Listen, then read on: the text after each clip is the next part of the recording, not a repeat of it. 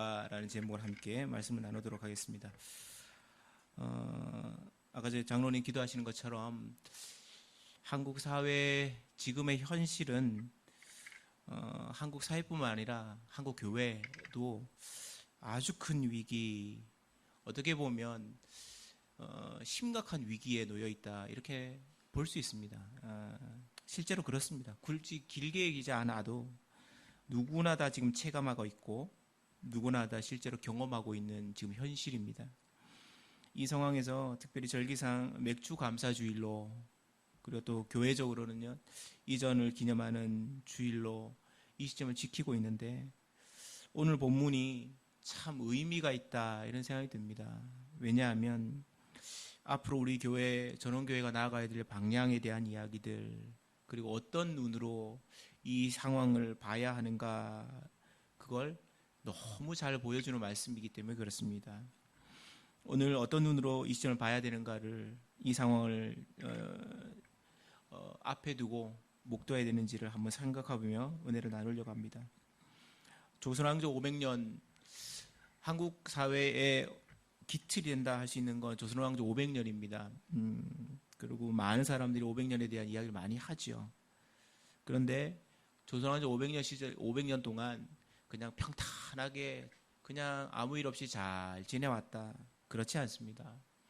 조선왕조가 500년 역사 동안에 여러분 2번 망할 뻔했습니다. 실제로 2번을 망할 뻔했고 마지막은 망했습니다. 첫 번째가 선조시대 때의 일인데요, 2번의 외란이 있었습니다. 1592년 4월 달에 임진왜란이 있었고 5년 뒤에 정류재란이 있었습니다. 이 2번에 걸쳐서 한국 사회가, 조선 사회가 완전히 거덜났습니다. 피폐해질 대로 피폐해졌죠. 그리고 2번째요, 인조시대, 청나라에 의해서 2번 이르는 호란이 있었습니다. 1627년 정묘호란, 9년 뒤에 병자년에 있었던 병자호란이죠. 우리는 임진왜란과 병자호란에 대한 이야기는 참 많이 듣습니다. 왜냐하면 그게 상징성이 대단히 크기 때문에 그렇습니다. 이 2번의 전쟁으로 조선이 사라질 뻔했습니다.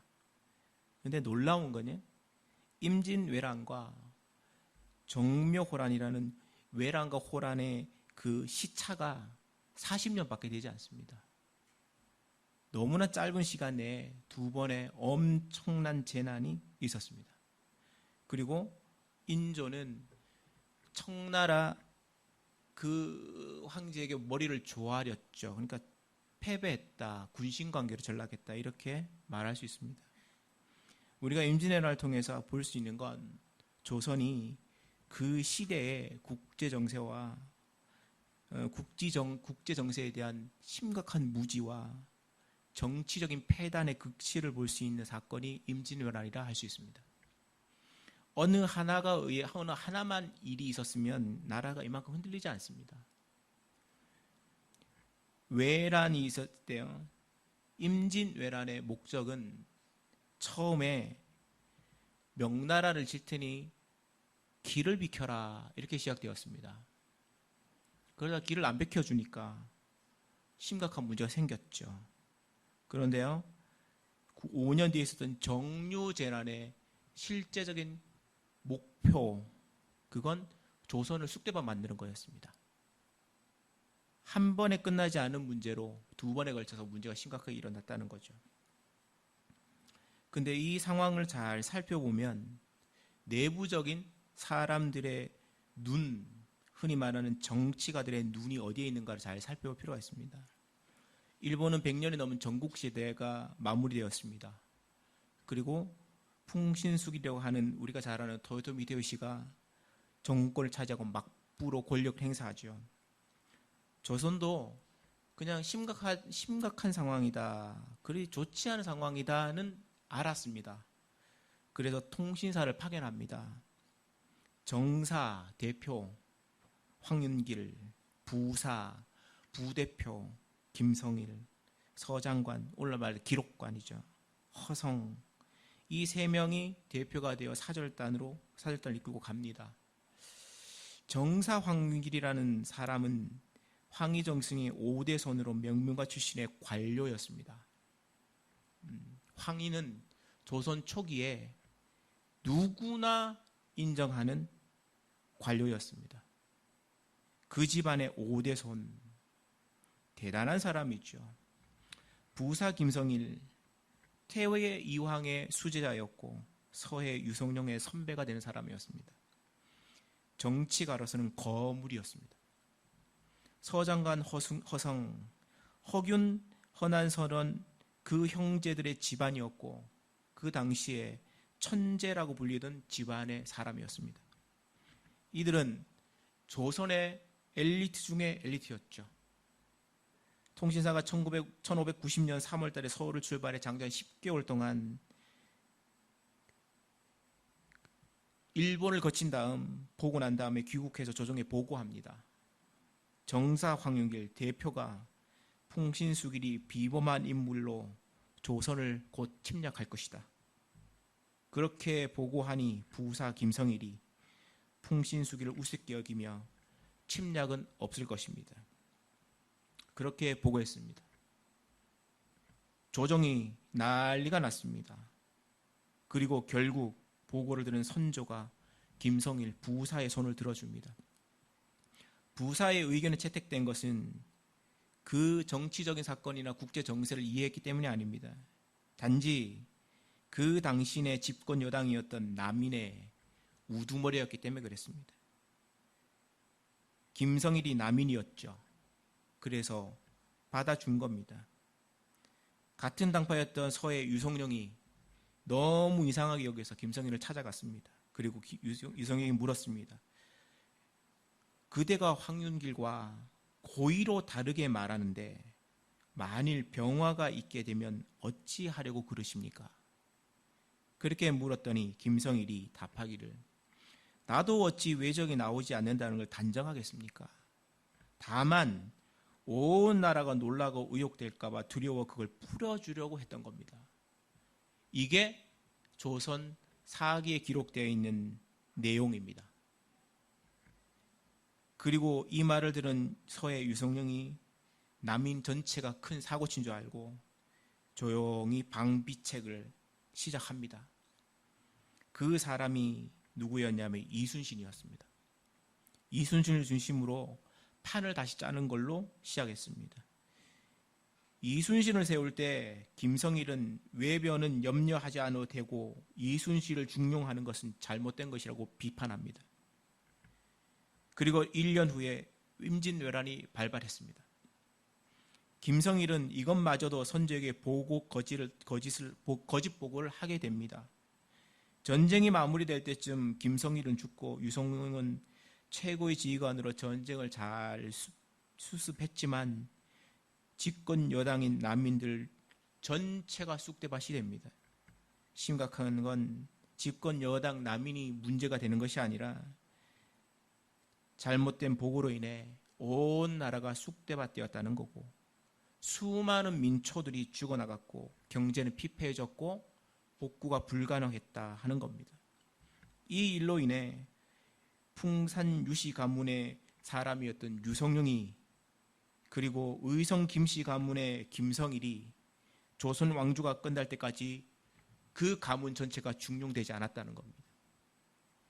나라는 망해도 자신의 가문과 정파만 살면 된다는 그들의 이기심이 그 일을 만든 거고 그들의 이기심이 대단히 놀랍고 오늘날의 수많은 한국 사회의 사람들이 경고를 받아야 될 말이기도 합니다. 그들의 눈이 어디에 있었냐 하는 거 볼 필요 있습니다. 김성일의 눈은 어디에 있었으며 황윤길의 눈은 어디에 있었느냐.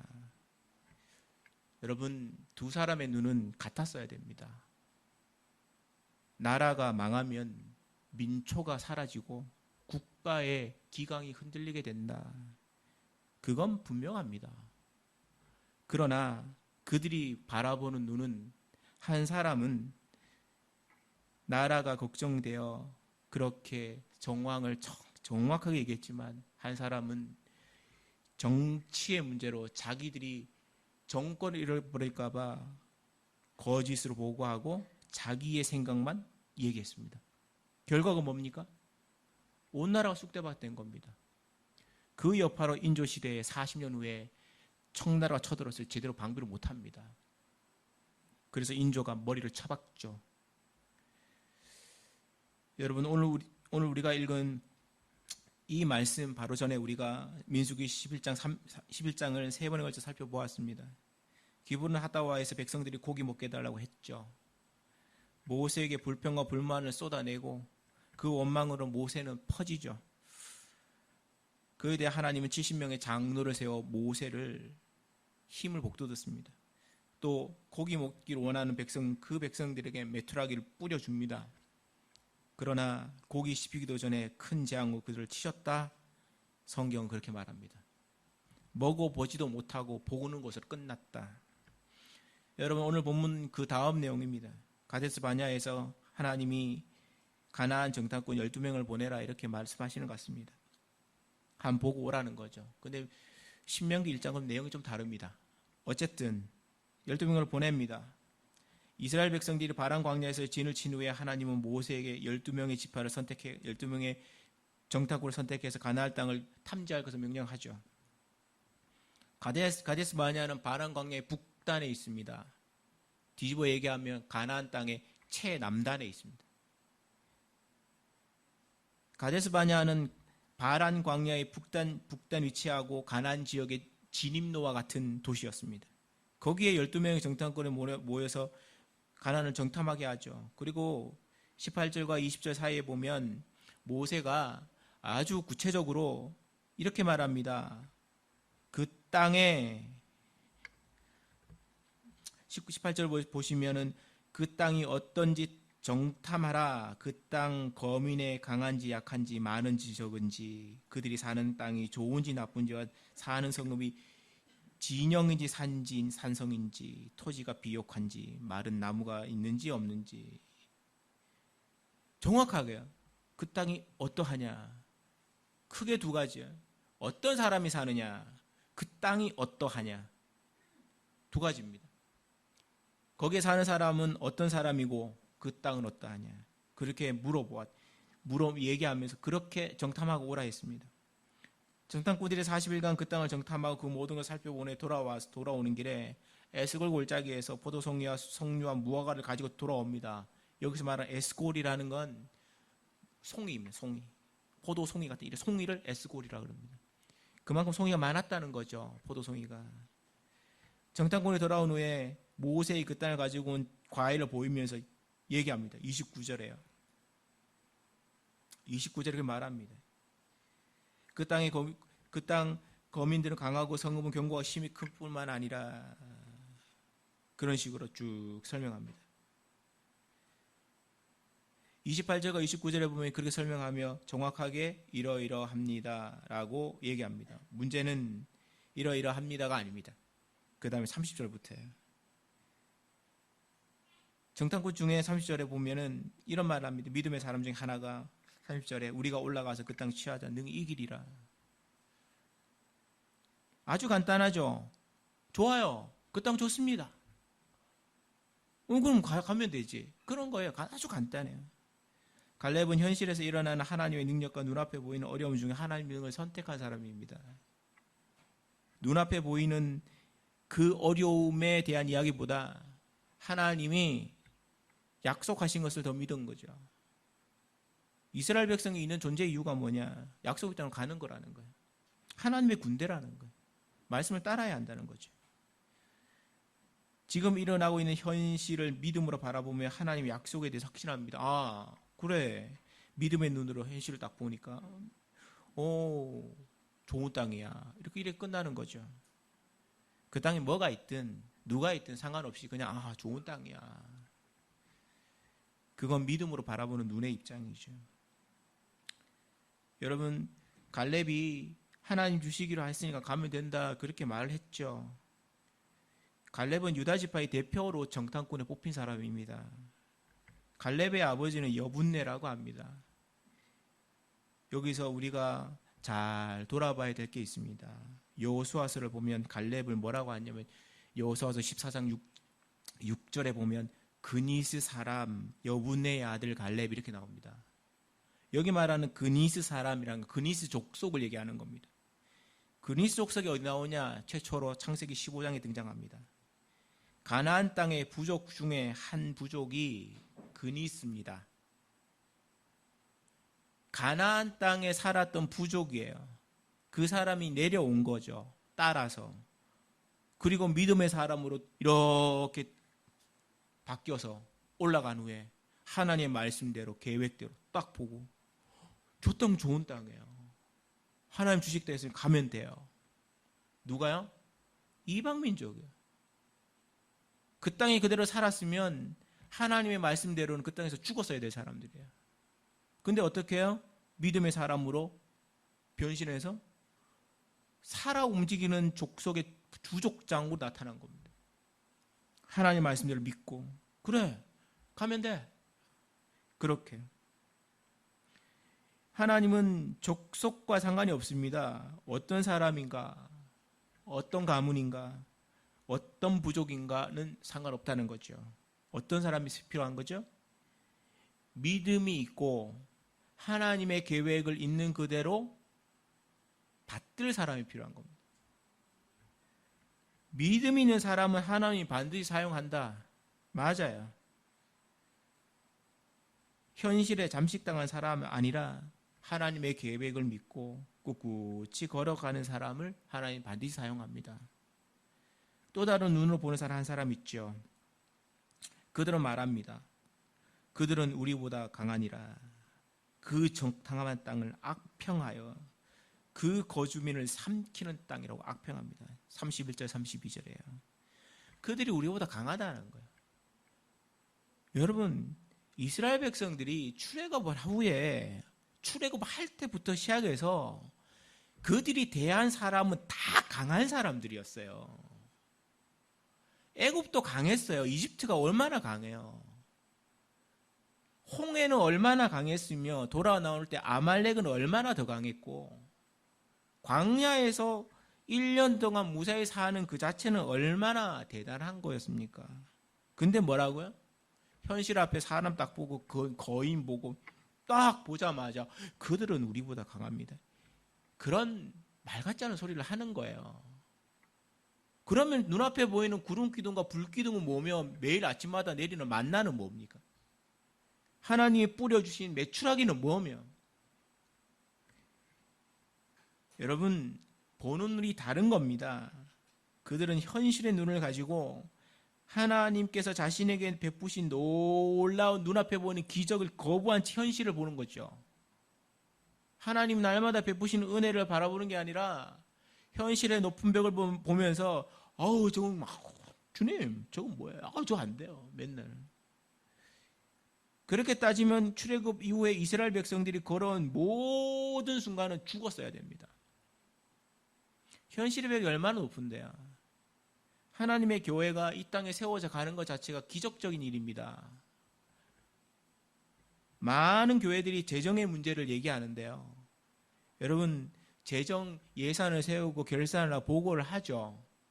근데 예산 세우고 결산 세우는 그걸 가지고 교회가 운영될 수 있을까요? 조금만 재정 예산을 아는 분이라면 성도들이 헌금한 거 가지고 교회가 운영되지 않는다, 못한다는 걸 압니다. 압니다. 근데 운영이 돼요. 어떻게 해요?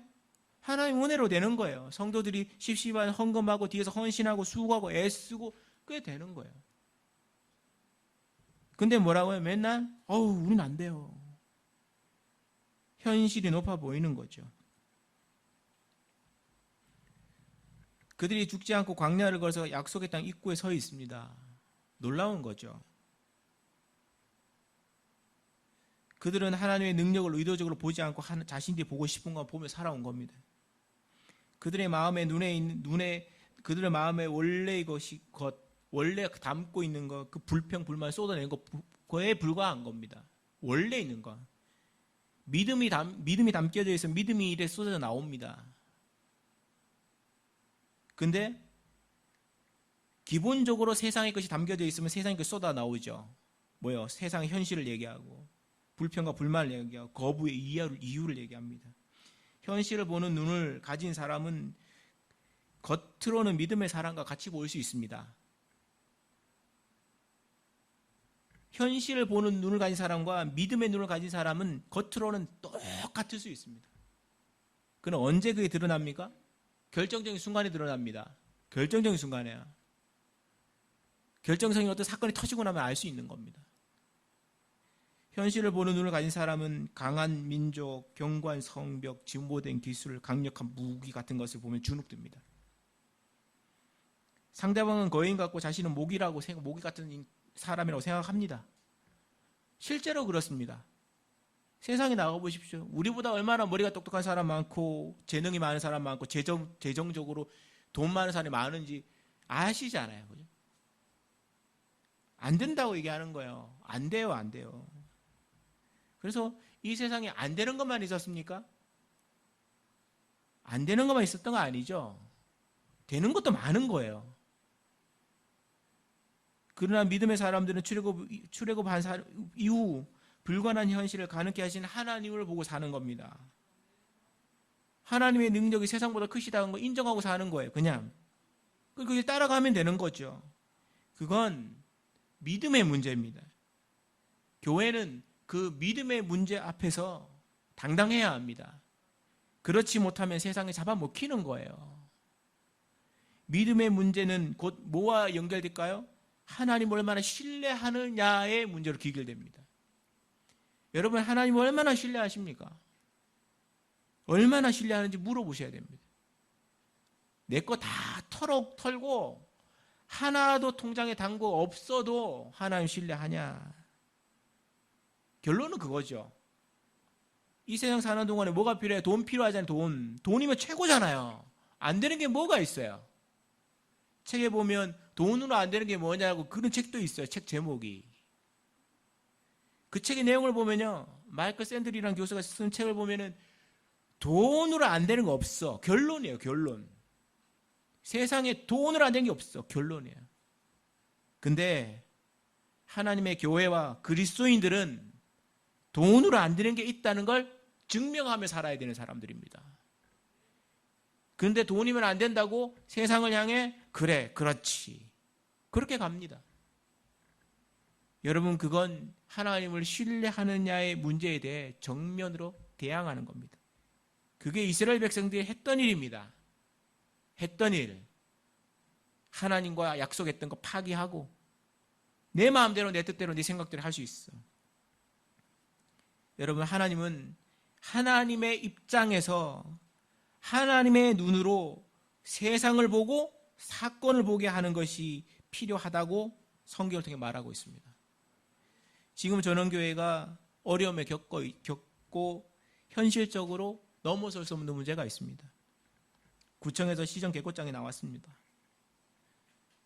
허러라고 얘기를 해요. 허러라는 버틸 수 없는 겁니다. 그건 어쩔 수 없는 겁니다.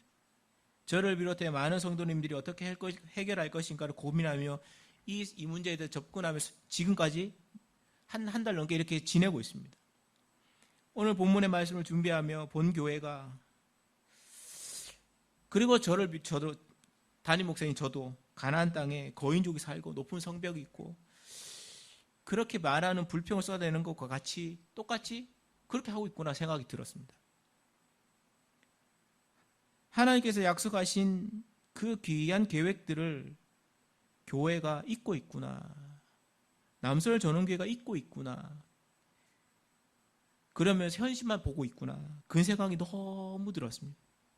하나님께서 약속하시는 대로 인도하고 계시고 그 모든 것이 하나님의 계획 안에 있다는 것을 이스라엘 백성들이 큰 위협 앞에 잊어버렸습니다. 어쩌면 본교회도 이 사건에 대해 초점과 핵심을 잘못 찍고 있다는 생각이 듭니다. 이 남서울 전원교회가 이 지금의 계고장의 이 문제를 어떤 초점으로 대하고 있는가, 어떻게 이해하고 있는가를 한번 생각해 보셔야 합니다. 어떻게 하면 교회를 잘 지킬 것인가, 이 땅에 잘 있을 것인가, 그런 생각을 하는 것 자체가 저는 잘못되었다고 생각합니다.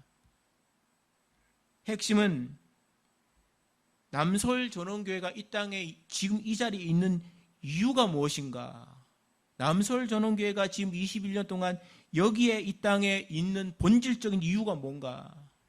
하나님 왜 남서울 전원교회를 여기에 두셨는가? 그 사명이 무언가를 돌아봐야 할 때라고 생각합니다. 우리는 하나님께서 본교회에 원하는 핵심적인 본질을 망각하고 있다고 저는 생각합니다. 이 말씀을 보며 그걸 많이 깨닫게 하셨습니다. 이 상황에서 본교회가 기도해야 될 건, 기도를 하며 하나님께 물어봐야 할 건, 하나님 이 문제를 어떻게 해결할 수 있습니까? 라고 하는 게 아닙니다. 단언할 수 있는 건 아닙니다. 그게 아니라 하나님께서 남서울 전원교회에 주신 비전과 꿈과 계획이 무엇입니까? 하고 물어야 됩니다. 그 계획과 꿈과 비전에 맞게 교회가 움직이면 하나님이 더 큰 역사를, 하나님 은혜를 부어주신다는 것을 성도들은 믿어야 합니다. 교회의 본질은 잘 먹고 잘 놀고 여기에서 평안히 지내며 그냥 사는 게 아니라 복음 전하고 영혼 구원하고 땅끝까지 이르러 내 제자 삼으라 하는 하나님의 말씀, 예수님의 말씀을 지켜가는 겁니다. 그게 있으면 어디 있든 상관이 없는 겁니다. 어쩌면 본질을 전원교회가 망각한지도 모릅니다. 참 죄송한 얘기지만 남서울 전원교회가 지난 20년 동안 이 자리에 틀을 잡고 잘 지냈습니다. 맞아요. 잘 지냈습니다. 참 감사한 일이고 어른들의 많은 수고 헌신에 깃든 땅, 여기 참 귀한 땅입니다. 그런데 목사로서 묻고 싶은 게 있습니다. 20년 동안 이 자리에 잘 지내면서 남겨놓은 결과가 뭐냐? 지금 이 상황에서 그 결과가 이 상황이고 지금에 처한 현실이라면, 이게 결과라면 여러분 성도로서 두려워하셔야 됩니다. 이유가 뭔지 아십니까? 교회로서의 본질을 망각했다는 거죠. 하나님 원하시는 그 사명을 감당하지 못했다는 거죠. 이 말씀을 준비하며 누가복음 13장에 있는 말씀이 너무 마음에 박힙니다. 포도원지기에게 이르되 내가 3년을 와서 이 무화과 나무에서 열매를 구하되 얻지 못하니 찍어버리라. 어찌 땅만 버리겠느냐. 예수님의 말씀입니다. 열매 맺지 않는 나무는 예수님 원하지 않습니다. 열매 맺는 나무는 그 나무의 본질을 다 한 겁니다. 교회의 본질이 뭡니까? 하나님이 이 땅에 교회를 세우시는 이유는 하나님의 잃어버린 양들을 찾고 하나님의 교회가 본질적인 부분에 대해서 수고하도록 훈련시키는 겁니다. 하나님이 이 땅에 교회를 허락하신 이유는 분명합니다. 너무 감사한 건 이번 일이 하나님께서 본교회에 소망을 두고 복음의 도구로 변화시켜 갈 수 있는 기회를 주셨다는 증거라는 겁니다. 함부로 하나님이 교회를 이렇게 흔들지 않습니다. 절대로 그러지 않습니다. 하나님의 교회는 하나님이 원하는 방향으로 이끌어갑니다. 그럴 때마다 흔드는 겁니다. 흔들 때마다 느껴야 되는 건 하나님이 우리에게 아직도 소망이 있으시구나, 이렇게 이해하셔야 됩니다. 남서울 전원교회는 이 땅에서 해야 될 일이 있습니다. 그리고 하나님이 원하시는 그 일을 수고해야 될 이유가 있습니다. 그걸 기억하는 시간이 되어야 합니다. 하나님의 계획이 없어서 아무런 계획이 없어서 이런 일이 일어나는 게 아닙니다. 이번 일로 하나님의 교회가 분주할 수도 있고 혼란스러울 수도 있습니다. 그러나 하나님의 교회는 하나님께서 직접 인도하시고 선하고 평안하게 만드실 것이라는 걸 성도들이 믿어야 합니다. 사람의 말이나 목사의 말을 믿으셔는 안 됩니다. 누구의 말이요? 교회의 주인 되신 하나님의 음성을 듣고 그 말에 순종하셔야 됩니다. 성령께서 반드시 말씀하시고 이끌어 가실 겁니다. 세상보다 크신 주님이 전원교회를 지금까지 인도하셨던 것처럼 앞으로의 길을 반드시 인도하실 겁니다. 그 인도함이란 복음의 도구로, 영혼 구원의 도구로, 선교의 도구로 하나님 우리를 사용하실 것입니다. 본문의 정탐꾼들은 세상의 눈과 자신의 눈으로 가나안 땅을 열심히 보았습니다. 그리고 하는 말이요, 저 성벽은 크고요, 가나안 땅 가나안인들은 너무 강하고 힘들고 어렵고. 거기서 나오는 핵심은 하나님께서 그들을 약속의 땅으로 인도하신다는 겁니다. 그리고 눈앞에 있다는 거죠. 그리고 봤죠. 좋은 땅이야. 그들이 보기에는, 믿음의 눈을 보기에는 좋은 땅이 하고, 믿음이 없는 사람 보기에는 위험한 땅이 하죠. 이스라엘 백성들은 하나님 주신 믿음으로 그분만 바라보며 가면 되는 겁니다. 교회는 뭘 해야 되죠? 하나님 주신 인도하시는 그 길 따라 그냥 걸어가기만 하면 되는 겁니다. 순적하게 인도하시는 그 길 따라 그냥 흘러가면 되는 겁니다. 지금의 교회, 본교회는 주님이 주신 믿음의 눈을 가지고 우리를 향한 주님의 계획을 겸손히 물어보아야 할 때입니다. 전원교회가 교회의 본질을 회복하고 믿음의 유산을 우리의 후대에게 물려주어야 합니다. 뭐려? 믿음을 물려줘야 됩니다. 여러분, 땅 물려주는 게 아닙니다. 믿음을 물려주어 땅보다 더 큰 하나님을 믿게 하는 겁니다. 그럴 때 하나님이 허락하시는 놀라운 부흥과 주님의 도구로 세상에서 영향력 있게 살아갈 겁니다. 그런 놀라운 은혜가 사랑하는 남서울 전원교회에 임하고 우리의 두 눈으로 조만간 목도하는 전원교회 가족들이 되시기를 간절히 축원합니다.